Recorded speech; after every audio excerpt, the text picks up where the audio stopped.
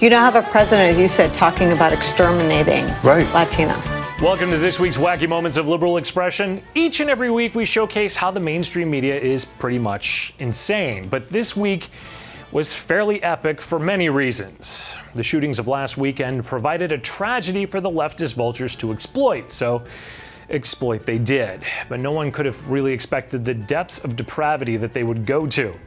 MSNBC paid a contributor to peddle a mind-numbing Trump-bashing conspiracy that connected the flying of flags at half-mast for the shooting victims to, of course, Adolf Hitler.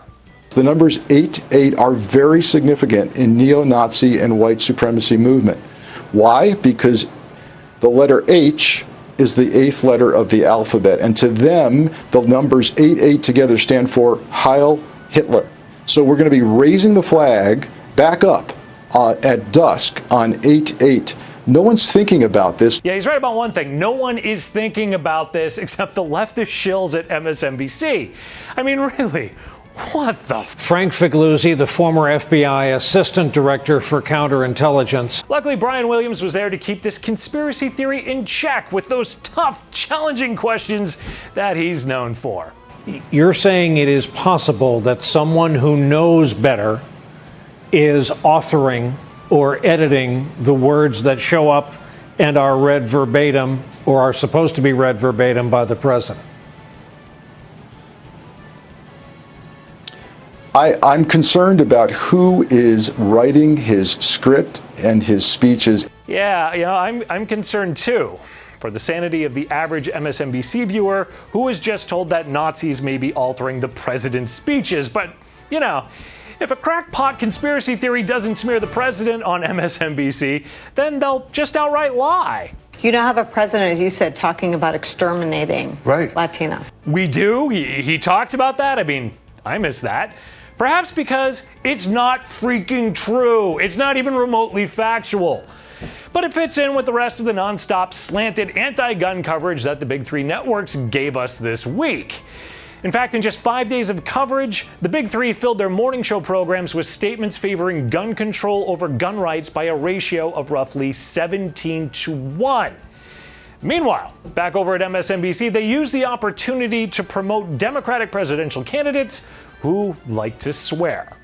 Maria, Beto O'Rourke, who's from El Paso, has been very forceful. He dropped an F-bomb with reporters yesterday. Yeah, but for MSNBC, Beto cussed his way to decency. Maria, Beto has said he is running in the name of decency and democracy. As bad as this may sound, could this moment be a chance for Beto to gain some momentum? Yeah, that actually does sound pretty bad. But CNN wanted to top that, so they traveled to El Paso in order to hold an exploitive town hall meeting. We also invited the National Rifle Association, the NRA, to be part of tonight's conversation. They declined. They sent a totally disingenuous statement that they're open to honest discussion, but not this spectacle. That's what you call this, a spectacle? Yeah, I could also use some other words, but if I start cussing, MSNBC might think I'm championing Beto's decency. That might actually be better than the alternative that was posed this week, because apparently if you don't support the candidates that the media wants you to, well, they're now calling for people armed with pitchforks to rally outside your home. I go further. I want pitchforks and torches outside this man's house in the Hamptons. I've been to the Hamptons. It's very nice. There's no reason why it has to be. There's no reason why he should have have a nice little party, right? No, there's no reason why people shouldn't be able to be outside of his house and making their voices peacefully understood that they reject his stuff.